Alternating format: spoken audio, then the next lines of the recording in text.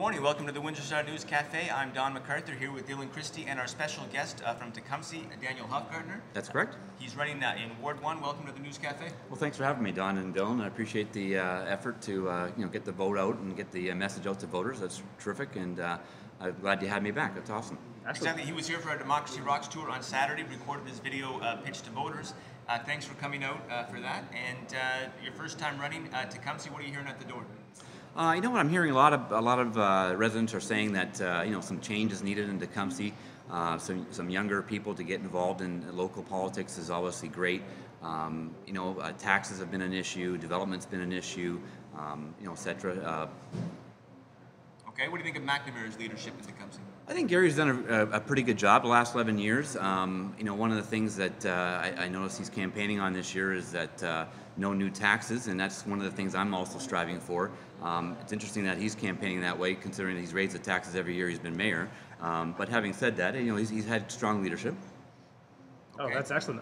So can you just kind of tell us briefly what your experience is, what makes you a good candidate for councillor? Well, Dylan, I've been on many boards of directors, different committees, different organizations I've helped with. I really like giving back to the community, really giving it an effort to make a better place to live.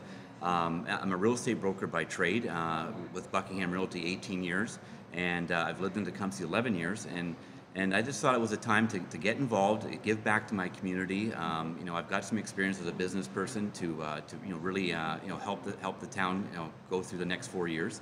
And I'm looking forward to rolling up my sleeves and really getting involved. So I like the props. I don't know if you can see, he's got a Tecumseh lapel pin and a golf shirt. Danielfortecumseh.ca is my website. Feel free to check it out. I've got all kinds of information about my campaign platform on there, about me, and some testimonials of some different business people in the community that have supported my campaign. Is there anything that needs to be done, like in Tecumseh, sort of right away, any burning issues? I mean, a lot of people were peeved about the whole Lakewood thing.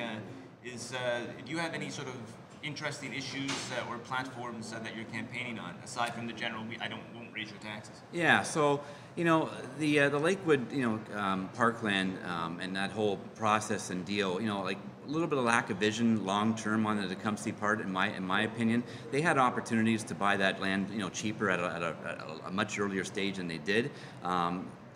Great that they got the parkland now, and that 2/3 is going to be parkland. It's unfortunate that our juniors, our students, our seniors don't have a golf course anymore to play on, unless you're obviously a member of a private golf club. There's no place to play in Tecumseh, so that's unfortunate. I'm not sure how that goes forward for the community, but it is nice that they do have some more parkland. Excellent. Okay, in Tecumseh, some things that come up in Windsor all the time is regional transit and regional policing, because we want you guys to help pay the freight. Where do you stand on either of those, regional transit, regional policing, and coming to the table with money if in fact you would support those endeavors?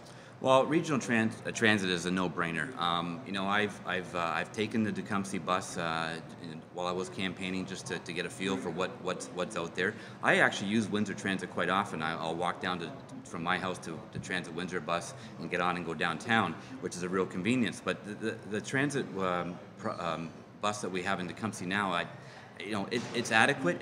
It's almost a glorified taxi service. It's like a ghost bus, right? Well, it's not heavily used, and more than 50% of the people that are using it for one reason: to get to Tecumseh Mall, to get to Transit Windsor, which is the big thing. So, having Transit Windsor or a regional service, come into Tecumseh and provide a better service to our residents would be fantastic. And I'm not sure how we go forward on that. Obviously, some negotiations have to take place with Transit Windsor and the City of Windsor, but that's something we need to really look at. As far as the policing services, that's a tough one, because I think a lot of Tecumseh residents are really, really pleased with the OPP model that we have there. Of course, the OPP model is actually going to help us this year, because there's been a whole new formula for the cost of policing in our community, which will save some taxpayers some money. Hopefully, our residents will see that tax savings on their tax bill. But yeah, I think the Windsor and OPP thing is going to be separate for a while. Excellent. All right. Well, anything else you want to say to the constituents, to the people of Tecumseh? Yeah, Dylan. I think I'm a great candidate. I've got a business background. I'm here to protect homeowners in Tecumseh, making sure our home values stay high, our taxes stay low, which are a correlation of each other.